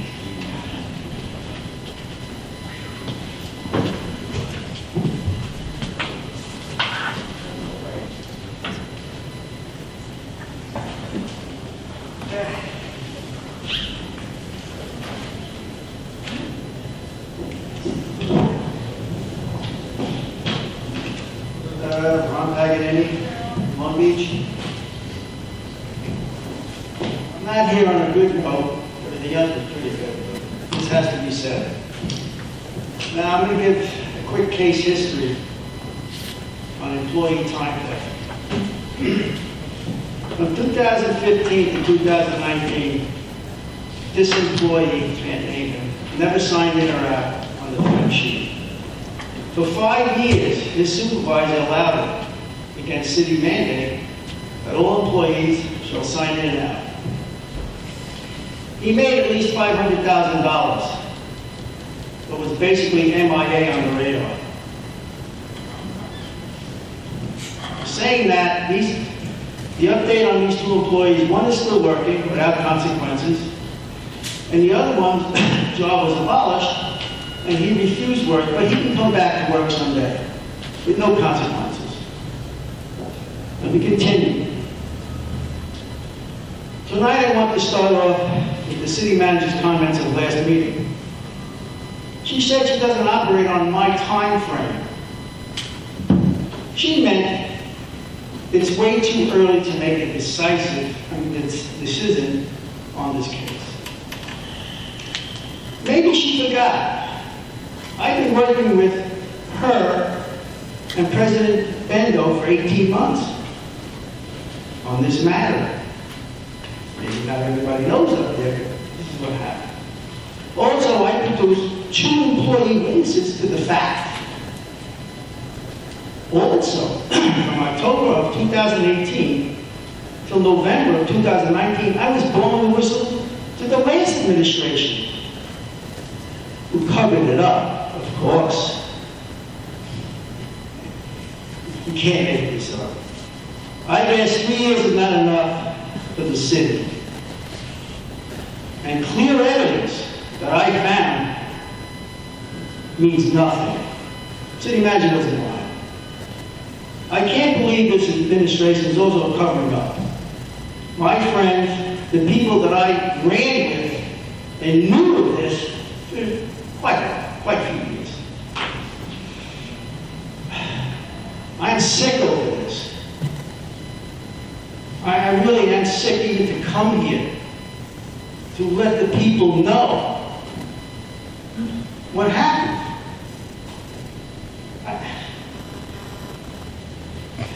I and many taxpayers thought this council had integrity. I was proud of this council. I really was. I was proud to be with them, to run with them, to make them win. And what did he do? There is no integrity so far.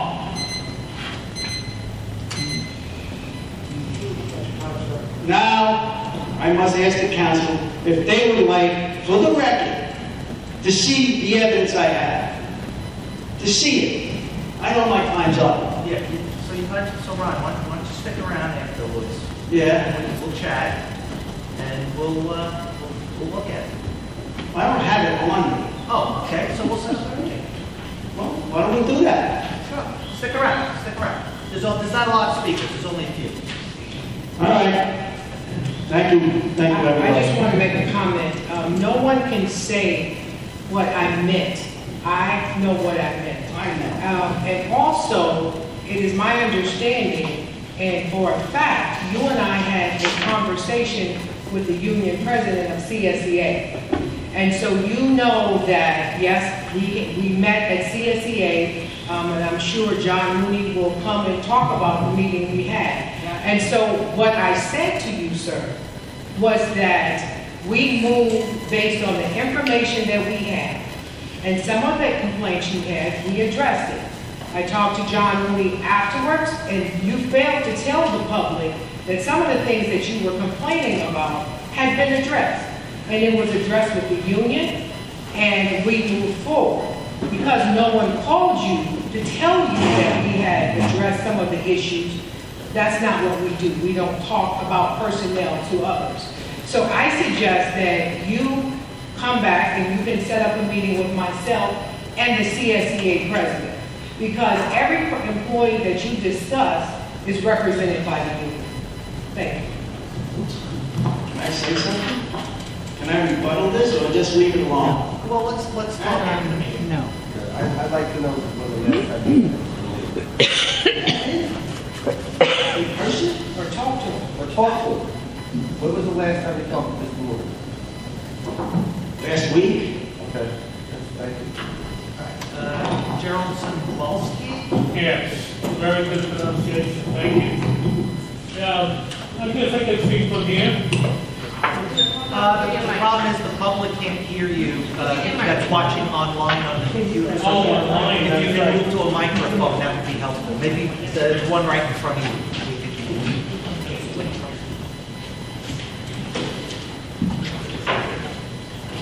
Good evening, stand position, third position.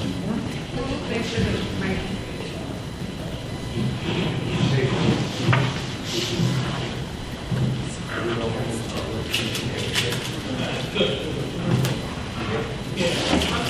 Yeah, I'm sure.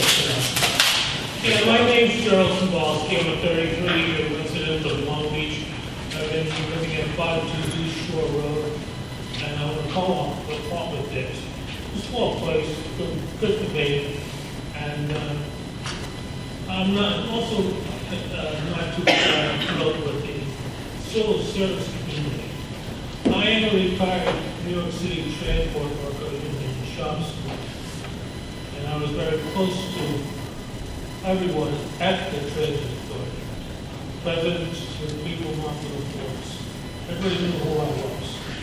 Not many can say, you know. Hold the light, folks. Okay. Not many people can say they, you know, one had the help of the union. Anyway, down here in Long Beach, I'm having trouble with a bus driver. And I reported him. I took, went over to the Nassau County Division of Human Rights, and we got a note, not enough evidence to proceed.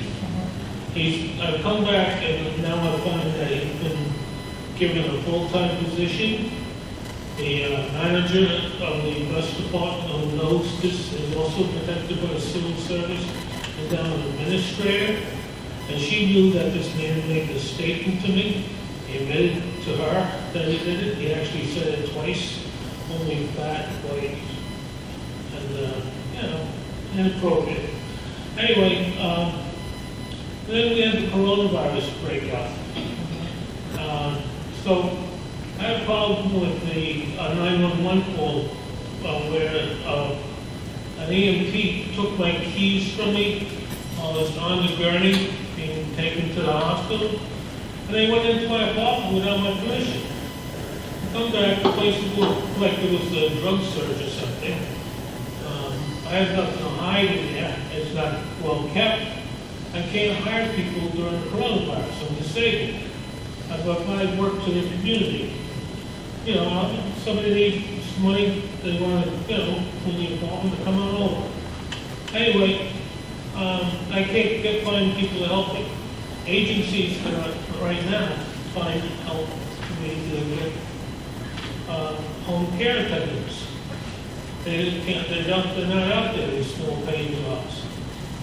Anyway, I come back after the 911 phone call on September 14th, 2020, after the keys were taken from me.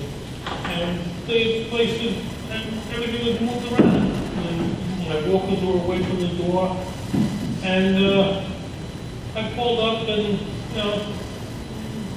talked to Scott Giddens about it, and what's going on. How come the building department came in and inspected my apartment? I said, okay, it's dirty. So anyway, I put coronavirus, I couldn't do much for the next couple of weeks. Got clearance, cleaned the apartment up, had a crew come in, and then had 2 more people come in. Both witnessed by Nassau County employees that my apartment cleaned. Your time is up, but I'll talk to you after the meeting. Yes. Okay? All right. Okay. All right, thank you. All right.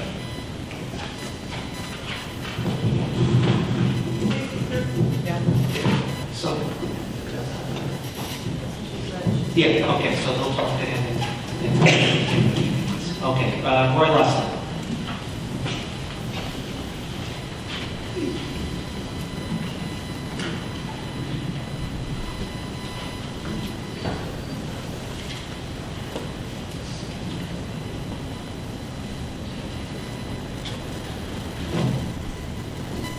Roy Lester, Long Beach. I'll make it real simple. I know I've come up several times and asked about getting the presentations that we're going to get ahead of time so we can follow them. Nobody can see them. The people on command offices certainly can't see them. And I was told we would look into it, but there must be a reason we can't get them ahead of time. How come? What's the reason? The reason today was the staff was still working and updating it.